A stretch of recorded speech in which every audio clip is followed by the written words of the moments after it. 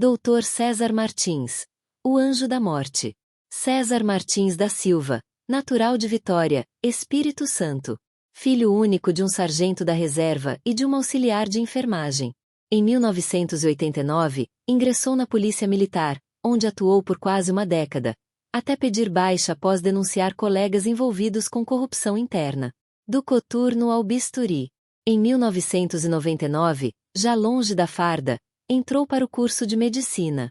Formado em cirurgia geral, se destacou pela precisão técnica e frieza emocional. Abriu o consultório no centro de Vitória, mas também atendia plantões no Hospital São Lucas, onde era visto como profissional exemplar. Pai solo de Ramon Martins, de 17 anos. Na sala de descanso, César lavou as mãos, mas o olhar perdido no espelho dizia outra coisa. Ele não estava lavando só o sangue, estava pagando uma dívida, um nome da lista, e era só o primeiro. A perda que mudou tudo. Sua vida mudou em 2005, quando o filho foi morto numa suposta troca de tiros. O laudo foi manipulado. Ninguém foi responsabilizado. César enterrou o filho e junto com ele a esperança na justiça. A partir daquele dia, os plantões do Hospital São Lucas nunca mais foram os mesmos. Antes de continuarmos com o vídeo, deixe um comentário dizendo de onde você é e que horas são por aí. E não esqueça de clicar no gostei. A primeira vítima. A chegada na emergência. O relógio marcava 2 horas da madrugada quando o barulho dos pneus gritando na entrada de emergência rasgou o silêncio. Um Gol branco, vidros pretos, estacionou de lado. 2 moleques pularam do carro, carregando um corpo esguio, pingando vermelho quente no chão de cerâmica suja. O reconhecimento. Dr. César Martins já estava de pé antes mesmo do chamado ecoar pelo rádio interno. Jaleco por cima da calça social. Estetoscópio pendurado no pescoço. Ele caminhava devagar até a maca, sem pressa. Os olhos eram de quem já tinha visto aquilo muitas vezes, mas naquele instante fixaram em algo além da ferida. Ele conhecia aquele rosto. A decisão. Lucas Piolho, 19 anos, 3 entradas por roubo armado. Envolvimento com uma boca de fumo no bairro São Pedro e um nome que apareceu num certo laudo. O mesmo laudo adulterado que sumiu do inquérito da morte de seu filho. O sangue do garoto ainda escorria quando César vestiu as luvas. O primeiro julgamento. A equipe se agitava, enfermeira puxando adrenalina, residente tentando conter a hemorragia. Mas ele não dizia uma palavra. Doutor, vamos intar. César não respondeu, só olhou para o monitor. A frequência cardíaca do garoto estava fraca, mas viva. Dava para salvar. Se ele quisesse. Silêncio. Ele respirou fundo, encostou a mão na caixa de emergência e puxou uma ampola. A enfermeira olhou, estranhando. Isso aí é morfina? Ele tá com pressão baixa. César deu um leve sorriso. Frio. Cirúrgico. Confia em mim. Eu já vi esse tipo de ferimento antes. E então, com movimentos firmes, administrou a dose, nem errada, nem certa. Apenas precisa de mais para ser acidental. O tipo de precisão que só alguém como ele saberia aplicar. O monitor emitiu um último bip. Depois silêncio total. Ele não resistiu, disse enquanto fechava os olhos do garoto com os dedos. Chegou tarde demais. A enfermeira abaixou a cabeça. Os 2 amigos do lado de fora choravam e gritavam, mas ninguém escutava. A madrugada seguia e Vitória dormia ignorando o que tinha acabado de acontecer. O passado na polícia. Antes do bisturi veio o coturno. Antes do jaleco, o colete balístico. Dr. César Martins já tinha sentido o peso do chumbo na pele, mas não como médico, como policial militar. Em 1992, César era um soldado linha de frente no 1º Batalhão em Vitória, jovem, seco, daqueles que não desviavam o olhar nem com fuzil apontado para a cara. Tinha um senso de justiça que beirava a obsessão, mas no quartel justiça demais incomoda. Você quer ser herói ou quer viver Martins? Diziam os superiores. Foi naquele ambiente, entre blitzes plantadas e favores trocados com tráfego, que ele entendeu uma coisa. O sistema não queria justiça, queria rotina. Cansado de ver preso sair pela porta dos fundos enquanto o morador apanhava por portaria, César pediu baixa e sumiu. O renascimento como médico. O desaparecimento. Durante 7 anos, Ninguém ouviu falar dele. A formatura.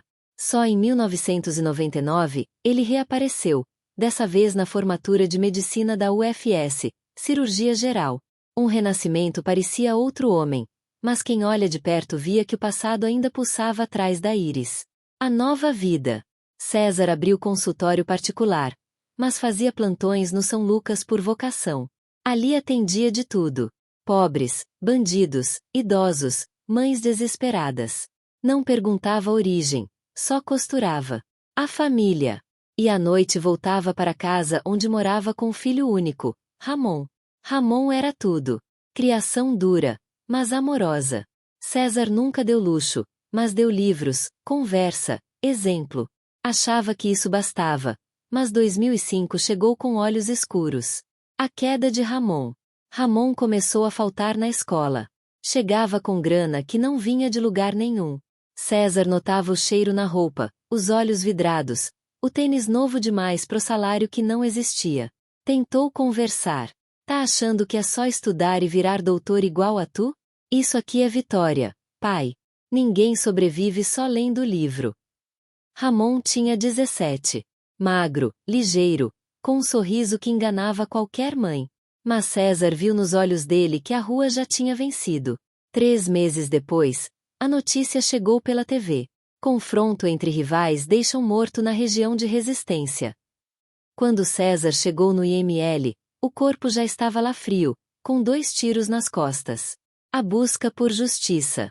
Um laudo técnico dizia que era troca de tiros, mas não havia pólvora nas mãos. E uma testemunha desapareceu antes do depoimento. César pediu o laudo completo, leu cada linha como quem decifra um código e ali, entre linhas borradas, viu um nome familiar, Lucas Piolho, como envolvido não ferido. Ele levou o papel para a corregedoria, pediu reinvestigação, apresentou inconsistência, nada. Dias depois, um sargento que ele conhecia de anos o chamou de lado. Deixa quieto, César. Você tá mexendo com gente que a gente só obedece. Foi nesse dia que a medicina morreu dentro dele e nasceu outra coisa. Ele passou a guardar cada ficha que caía no hospital. Lia os laudos, cruzava nomes, buscava conexões. Uma rede se formava silenciosa e no centro médico com jaleco branco e coração preto. O enterro e a transformação. A morte de Ramon não virou manchete, não teve justiça, nem enterro digno. Só o pai, em silêncio, com as mãos trêmulas, cavando terra com raiva. Na lápide, nenhuma frase, só o nome Ramon Martins, 1988, 2005. Mas César sabia que aquilo ali não era o fim, era só o primeiro corte. O som da impressora era sutil, quase imperceptível na sala de emergência, mas para César era como um sussurro vindo do inferno. Cada ficha que saía do sistema trazia mais do que dados clínicos. Era como um dossiê, um rastro. A dor. César enterrou o filho e junto com ele a esperança na justiça. A transformação. A medicina morreu dentro dele e nasceu outra coisa. A missão. Uma rede se formava silenciosa e no centro médico com jaleco branco e coração preto. A segunda vítima. Naquela quinta-feira abafada de agosto de 2005, a cidade respirava devagar. Vitória parecia em paz. Mas quem conhece sabe, quando tudo fica calmo demais, é porque o próximo estouro já está a caminho. A emergência estava vazia há mais de 1 hora. César aproveitou para revisar os papéis da noite anterior. Mateus havia sido detido em 2004 durante a Operação Cerco de Areinha, a mesma onde o nome de Ramon apareceu num relatório policial como vinculado a grupo rival, a mesma que terminou com 2 mortos e nenhum culpado. César olhou fixamente para a ficha. Os dedos apertaram o papel com força. Você é só mais um nome ou é quem eu tô pensando? Murmurou. Na hora seguinte, Mateus entrou pela porta da enfermaria, mancando e rindo alto com outro rapaz. Estava com o braço engessado provisoriamente e um corte feio na testa. O encontro com Mateus. A chegada. Um dos enfermeiros comentou que ele tinha apanhado feio numa briga no Morro do Macaco. César escutava tudo em silêncio. Na sala de sutura, Mateus sentou na maca reclamando. Oh, doutor, esse bagulho tá latejando. Vê aí se ficou feio. O atendimento. César calçou as luvas devagar. Observa o rosto do rapaz com calma. como quem esculpe uma estátua antes de decidir o que destruir. Como foi isso? Perguntou apenas por formalidade. Ah, desentendimento aí, coisa da rua. Você sabe como é. Ele sabia. A sutura. César examinou o ferimento, limpou o sangue e começou a aplicar pontos. Cada agulhada era precisa, sem dor. Mas os olhos de César estavam em outro tempo. Ele via não, Mateus. Via Ramon no chão, com o rosto aberto, os olhos apagados. O aviso. Quando terminou a sutura, César sorriu leve. Vai cicatrizar? Sério? Cicatriza sim, mas algumas feridas nunca somem. Mateus riu, levantando devagar. Valeu aí, doutor. Volta daqui 3 dias para tirar os pontos. Se ainda estiver vivo. A execução de Mateus. Foi só uma frase. Mas Mateus travou por um segundo. Olhou pro médico com o rabo do olho desconfiado. Depois saiu. César ficou ali parado, silencioso. Sabia o que tinha que fazer. À noite, pegou o laudo de Mateus e levou para casa. Cruzou informações, comparou datas, leu depoimentos antigos. A conexão com o caso de Ramon era indireta, mas real. Tinha convicção suficiente. E para ele, convicção bastava. 3 dias depois, Mateus voltou ao hospital. Dessa vez torcia sangue. Doutor, tô passando mal. Não é da pancada, não. Tem algo errado. César o atendeu pessoalmente, levou para a sala de observação, aplicou um soro, mas com uma leve alteração, algo imperceptível num exame superficial, um efeito colateral silencioso. Horas depois, Mateus teve uma parada cardiorrespiratória. Tentaram reanimar. César conduziu tudo com perfeição, mas no final suspirou e disse: o coração não aguentou. O relatório foi fechado com causa clínica indeterminada. A família não contestou. Os amigos sabiam que ele estava devendo o bilhete e Chicão. Na portaria do hospital, uma faxineira encontrou um papel dobrado no chão, perto do armário dos médicos. Nele, escrito à mão, algumas fichas não mentem, só revelam tarde demais. A sirene do SAMU cortou a madrugada como navalha em pele fina. Eram quase 3 horas da manhã quando os paramédicos entraram com a maca direto pela lateral do Hospital São Lucas. Corpo grande, sangrando muito. 2 tiros no abdômen. Respiração pesada, mas ainda vivo. Identificado como Francisco da Cruz. Vulgo Chicão. Tráfico pesado no Morro do Jaburu. Tá com passagem e mandado em aberto. César ouviu a frase da boca do PM que acompanhava o transporte, mas não reagiu de imediato. Apenas virou o rosto em direção à maca. Ele conhecia aquele nome. Chicão era homem de confiança de um certo comandante da quebrada. O mesmo que anos atrás autorizou a ação que resultou na emboscada de Ramon. Ele não puxou o gatilho, mas assinou a sentença. César sentiu a espinha gelar. Não de medo, de decisão. A cirurgia de Chicão. A preparação. Enquanto os médicos corriam pela ala de trauma, César se manteve calmo, pegou o prontuário, fingiu revisar exames, mas na verdade buscava a brecha, a chance. Na sala de cirurgia, pediu para comandar o procedimento. Era o mais experiente e ninguém discutia com ele. O procedimento. Prepararam tudo. Luvas, máscara, cortes precisos. O bisturi riscou a pele de Chicão com cuidado. Era quase um ritual, mas ali, naquele momento, não havia mais medicina, havia julgamento. A execução. Durante o procedimento, César encontrou a bala alojada próximo ao fígado. Podia retirá-la, podia conter o sangramento, mas não fez. Aplicou uma dose de anestesia que ninguém questionou. Inverteu uma conexão no soro, tudo sutil, invisível, a olho nu. Minutos depois, os sinais vitais começaram a cair. Pressão baixando, doutor. É o trauma interno. Vamos tentar reverter. Mas ele sabia que não ia reverter. Não era esse o plano. O monitor zerou às 3h46. Morte confirmada. César respirou fundo e deixou que o silêncio tomasse conta. O bilhete e a lenda. Antes de sair da sala, enfiou a mão no bolso do jaleco e retirou um papel dobrado. Colocou dentro do bolso da calça de Chicão. Ninguém viu. No dia seguinte, A perícia liberou o corpo. Quando a família foi buscar no IML, a calça ainda estava com os pertences pessoais e o papel foi encontrado. Um bilhete escrito à mão com letras firmes. A medicina falhou. A justiça começou. A notícia se espalhou como pólvora. Jornal impresso noticiou a estranha morte de criminoso durante cirurgia. O rádio de bairro soltou que o homem forte do Jaburu caiu de forma misteriosa. Na internet, nos fóruns da Deep Web, surgiram rumores de um médico justiceiro, um suposto ex que usava jaleco como disfarce. César observava tudo de longe, sem pressa, sem vaidade, só anotando. E no fundo da gaveta, num caderno de capa preta, ele riscava mais um nome. Não era vingança, era correção. O ritual noturno. Toda noite, no Hospital São Lucas começava do mesmo jeito.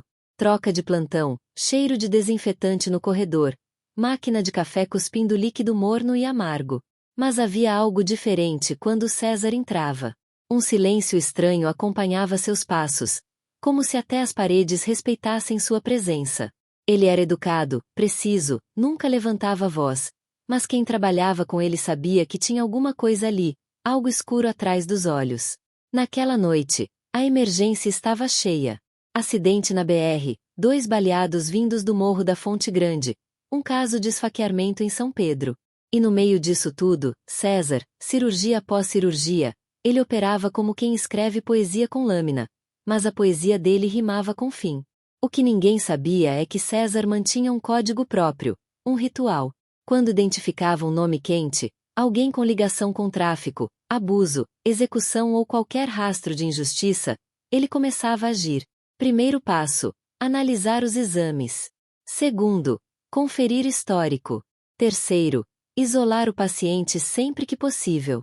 E então vinha o mais importante: o erro controlado. O método. Uma medicação com nome parecido, mas efeito colateral devastador. Uma alteração no monitor, um ponto cirúrgico mal feito em posição estratégica. Pequenas falhas que em conjunto o destino do paciente. A precisão. Ele sabia exatamente onde cortar para ninguém desconfiar. E mais, sabia como sumir com os rastros, laudos alterados com login de estagiários desatentos, remédios substituídos direto da farmácia interna, câmeras desligadas por manutenção. O silêncio. César não deixava pegada, deixava silêncio. A enfermeira desconfiada.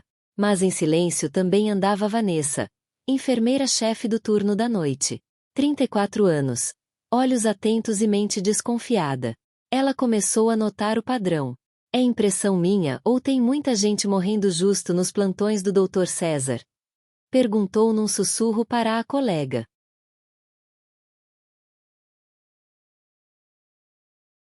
No começo, ninguém deu atenção. Coincidência, plantão noturno sempre foi mais pesado, mas Vanessa passou a anotar. Horário, nome, condição, ao entrar, causa oficial da morte. E percebeu que alguns desses pacientes davam entrada estáveis e saíam em saco preto. Numa madrugada de sexta, ela entrou sem querer na sala de César durante uma troca de turno. Ele estava sentado, camisa manchada de sangue, olhando fixamente para um papel. Desculpa, doutor, só vim pegar um prontuário. Ele não respondeu, apenas cobriu o papel com a mão. Mas Vanessa viu por um segundo, era um laudo antigo e no canto um nome sublinhado. Ela saiu dali com um nó na garganta e uma certeza no peito. Aquele homem não era só um médico. O caderno negro. Enquanto isso, César escrevia mais uma linha no seu caderno. Cada página era um capítulo sujo da história da cidade e cada nome riscado era uma reparação aos olhos dele. Mas a verdade é que quanto mais ele cortava, mais fundo ele mergulhava. E de tanto mexer em ferida, uma hora o sangue ia respingar de volta. No rádio da Kombi do padeiro, a notícia veio com tom de mistério. Mais uma morte suspeita durante cirurgia no São Lucas. Essa é a quarta. Em menos de 3 meses. A polícia ainda não se pronunciou. Na praça do bairro Consolação, os velhos comentavam em sussurro. Dizem que tem um médico lá que só deixa vivo quem merece. Na boca do morro, o papo era direto. Caiu na bala e não morreu. Melhor não cair na mão do Doutor Morte. O nome surgiu primeiro no boca a boca, Anjo da Morte. Não por sarcasmo, Por medo e também por respeito. César nunca pediu isso, nunca quis virar lenda, mas o que começou como acerto pessoal agora ganhava vida própria. A rua falava e a rua escuta quem ela respeita. O legado do Doutor Morte. A imprensa mais sensacionalista começou a fazer especulações. Executores internos, assassino infiltrado no hospital, máfia branca em Vitória, nada direto, tudo no ar. Mas César sabia. O cerco aos poucos se fechava. A diretoria do hospital chamou uma reunião. Alegaram preocupação com as taxas de óbito em horário noturno. Sugeriram rodízio de plantonistas. César sereno aceitou. Sem problema, posso trabalhar de dia. A doença não tem hora para chegar, mas dentro dele, o aviso era claro. O tempo da sombra acabava. Naquela mesma semana, chegou um novo paciente baleado, jovem, mal vestido, mas inocente. César analisou a ficha e viu que não havia histórico. O garoto tinha sido vítima de bala perdida num confronto em Itararé. A mãe implorava do lado de fora. Pelo amor de Deus, doutor. Ele estava voltando da escola. Não é bandido não. César a escutou e sentiu o peso. Nem todo ferido era culpado. Nem todo nome na maca merecia julgamento. Ele operou com dedicação, salvou o garoto e no fim do plantão, sentou sozinho no refeitório vazio, encarando o próprio reflexo na janela escura.